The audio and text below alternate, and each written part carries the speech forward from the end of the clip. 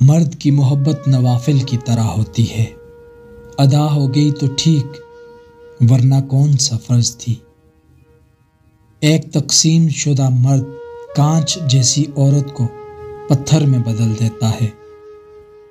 لڑکیاں شیشے کی مانند ہوتی ہیں اور محبت ان کی کمزوری۔ ان سے کھیلتے نہیں، شیشے کو ذرا سی بھی بھاپ چھو جائے تو دھندلا ہو جاتا ہے۔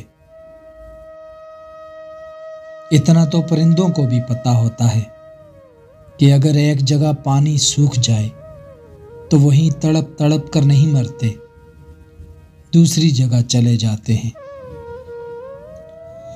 ہر وہ تعلق اور رشتہ جس کے لیے آپ حد سے زیادہ شدت دکھائیں، وہ سوائے ذہنی اذیت اور آنسوؤں کے کچھ نہیں دیتا۔ یوں تو ہر رشتے کا انجام یہی ہوتا ہے، پھول کھلتا ہے، مہکتا ہے اور بکھر جاتا ہے۔ لڑکی جب روتی ہے صرف تب تک کمزور ہوتی ہے، لیکن جب وہ رونا چھوڑ دیتی ہے تو اتنی مضبوط ہو جاتی ہے کہ پھر محبت یا نفرت اس کے لیے معنی نہیں رکھتی۔ معافی اتنی خوبصورتی سے مانگنی چاہیے جس قدر بدصورتی سے کسی کا دل دکھایا ہو۔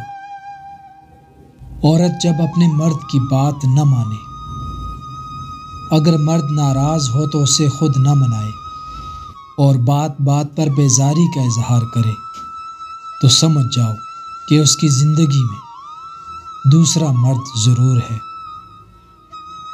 جن سے محبت ہو ان کو پابند نہیں بنایا جاتا۔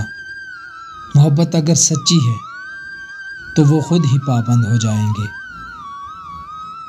محبت کسی وجہ سے یا کسی مقصد کے لیے نہیں کی جاتی، مگر یہ جب ہو جاتی ہے تو زندگی کا مقصد اور جینے کی وجہ بن جاتی ہے۔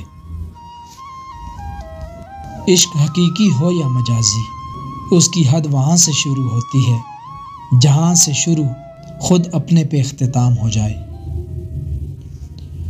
روٹھنے اور منانے کا عمل رک جائے تو محبت کو زنگ لگ جاتا ہے۔ محبت رب کی دین ہے جو انمول دلوں پر ہی نازل ہوتی ہے۔ جب کسی کی خوشی اپنی خوشی سے زیادہ عزیز لگنے لگے، جب دعاؤں میں بھی اس کی سلامتی کی دعا مانگنے لگیں، تو سمجھ جاؤ محبت دل سے ہو کر دل میں اتر گئی ہے۔ اصل محبت تو یہی ہے، جیسی بھی تلخی ہو جائے، کتنی ہی شدت کی ناراضگی ہو جائے، مگر اپنے دل میلے نہ کیے جائیں، انا کی دیوار تعمیر نہ کی جائے۔ جس شخص کو تم سے سچی محبت ہوگی وہ تمہیں فضول اور ناجائز کاموں سے روکے گا۔ محبت اور پیار دو ایسی چیزیں ہیں جو قیمتی بھی ہیں اور سستی بھی۔ اگر مل جائے تو سستی ہیں اور نہ ملے تو بہت قیمتی۔